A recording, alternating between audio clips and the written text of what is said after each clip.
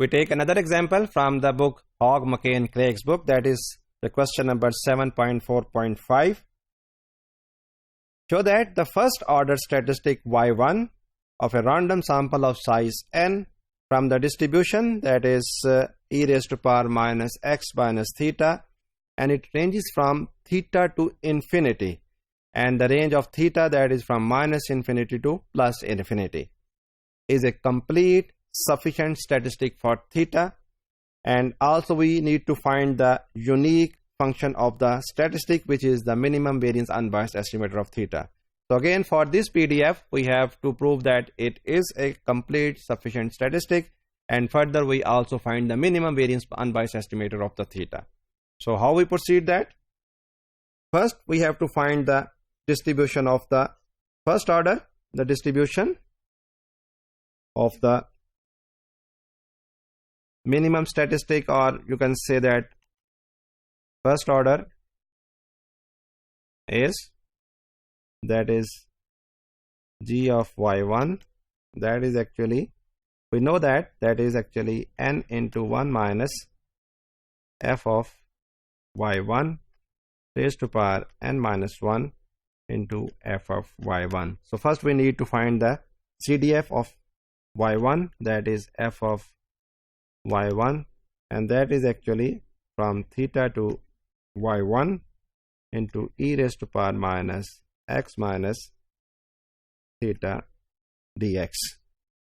So that is equal to e raised to power theta, we can take it out, this one, integral from theta to y1 e raised to power minus x dx, and when we evaluate it we will find the result, that is 1 minus e raised to power minus y1 minus theta. So the PDF of the first order, that is by putting the values of capital F of y1 and the small y, small f of y1, we get the distribution of the first order, that is actually n e raised to power minus n into y minus theta. I just put the values directly in it, and simplifying we get this result. Now the giant distribution of x1 and x2, that is f of x theta, that is actually pi I varies from 1 to n e raised to power minus x I minus theta, and that is actually equal to e raised to power minus some xi plus n theta. Now by using the factorization theorem,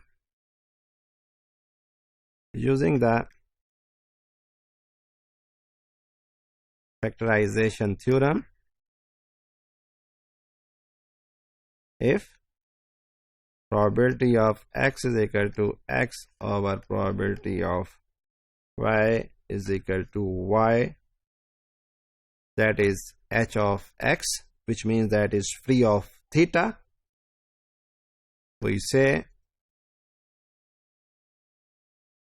y1 is sufficient for theta. So we can see that the probability of x is equal to x over probability of y is equal to y, that is actually equal to e raised to power minus some x plus n theta over n into e raised to power minus n y1 minus theta, and after simplifying this one we get that is 1 over n e raised to power minus some x plus n y, which is independent of theta. So it means that y1 is a sufficient statistic for theta. To show that y is complete, to show Y is complete for every measurable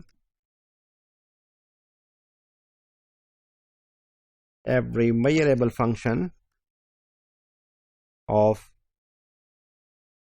g of y such that is the expected value of g of y1 that is equal to 0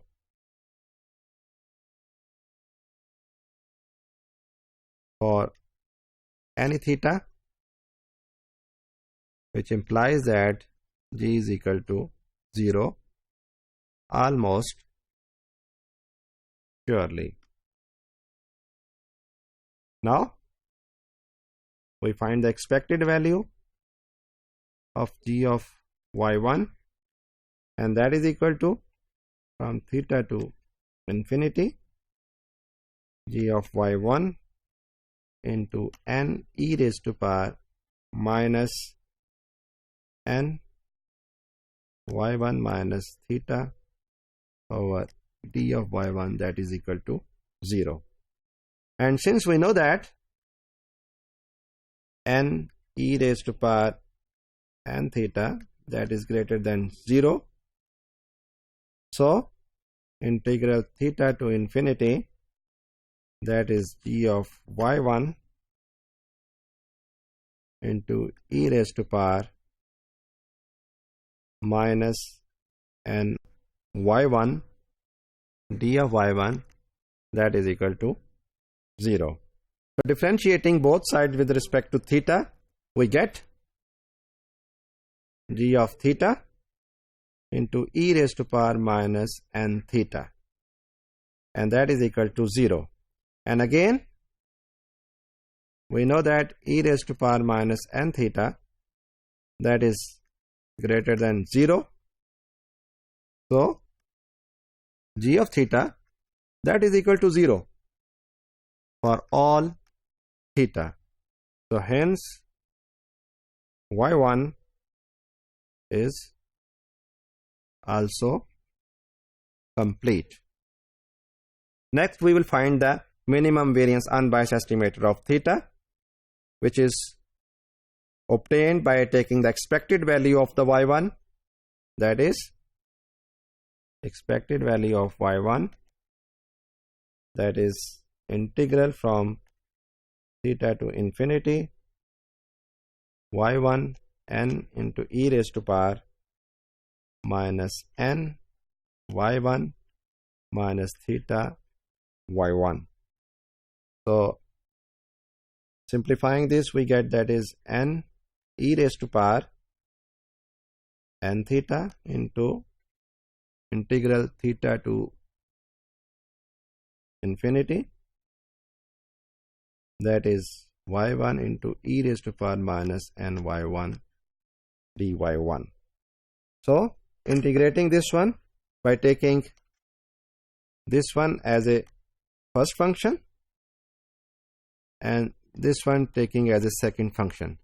So integration by parts by taking y1 as a first function and e raised to power minus n y1 is a second part, and after simplification we get the expected value, that is a simple and straightforward integral. So after evaluating it, we get the expected value of y1, that is basically theta plus 1 over n. So therefore, if theta hat is equal to y1 minus 1 over n, then theta hat is an unbiased estimator